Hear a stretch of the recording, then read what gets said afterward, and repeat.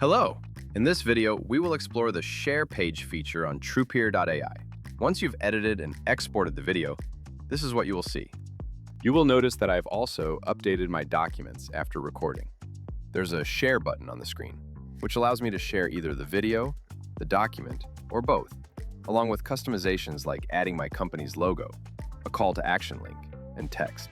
Here, I can set up the title and author name if needed, and share the page on the Trupeer.ai website with a simple click of a button.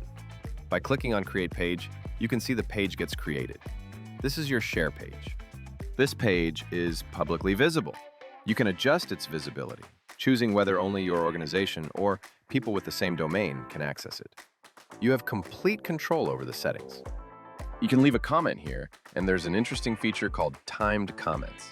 For instance, if you comment, "I do not understand this," at the 13-second mark, that timestamp will be recorded. This allows you to understand exactly which part of the video the audience may have questions about.